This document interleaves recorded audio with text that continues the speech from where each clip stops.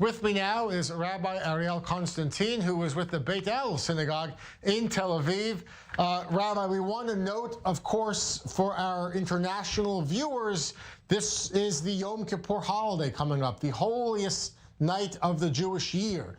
What is your plan for your synagogue, and what would you tell people who insist that they want to be inside the doors of a synagogue on that holy night?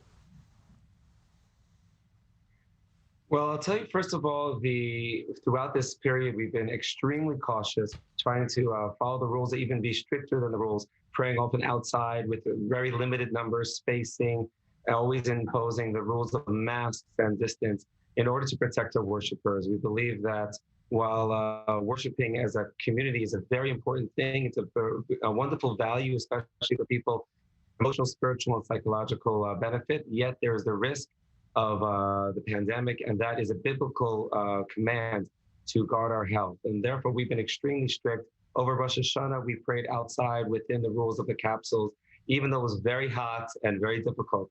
Yom Kippur, however, there's a risk as well of the heat and dehydration, which I think also comes at a great risk to our worshipers. And therefore, we've decided within the context of the government decision to be able to pray inside with limited numbers, great spacing. We have a large synagogue, and we're going to be very, very tight in whom we allow only through pre-registration, those who fill out a proper health form, and to make sure we maintain the health of those who come. And we encourage those who are in high risk to please do not come and stay home and protect your health and pray at home.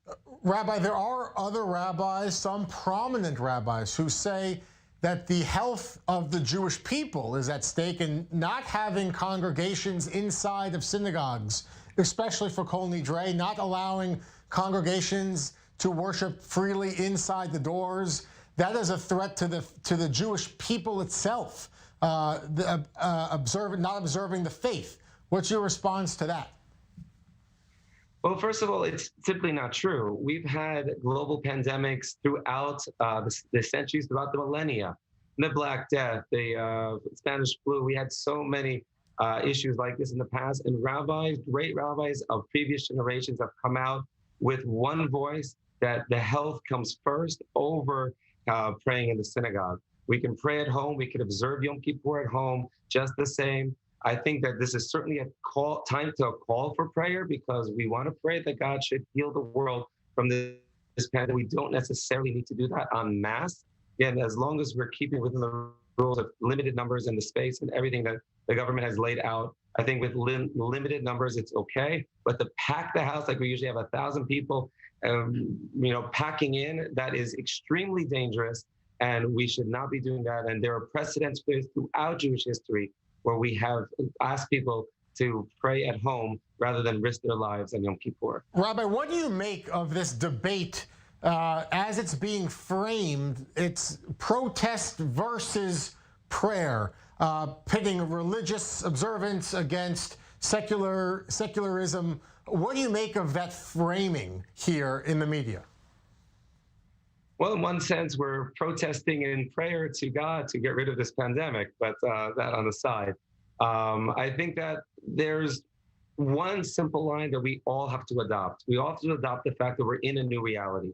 In this new reality, whether it's prayer, whether it's protest, whatever it is, we have to protect our own health, and we have to protect other people's health. And there's a risk to those who come to a packed synagogue. There's a risk to those who come to a packed protest. And there's not only a risk to those who come, there's a risk to those who then go home and expose others to the risk that they allowed themselves to be exposed to. And this is something that will spread and continue the growth of the pandemic.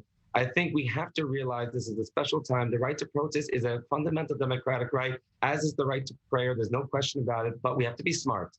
We have to realize for a short period of time, we have to tighten up a little bit, and we have to recognize that our health, and more importantly, the health of others, is of fundamental importance. And while I have a fundamental right to protest or pray, I have a fundamental right to as well, and I have a responsibility to protect others. It is irresponsible for those who are protesting en masse or praying en masse, and the risk that they're exposing to others. You can't smoke wherever you want, because I could say I have a fundamental right to do what I want, but I can't harm others.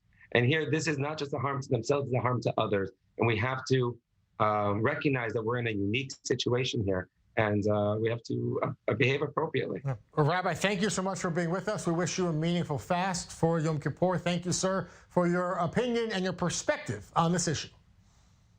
Thank you, and I wish everybody a Shana Tova, a happy, healthy year, and as may we have a year of health and year of happiness, a year of joy and prosperity, and may this pandemic be over as soon as possible and return to our lives as they should be.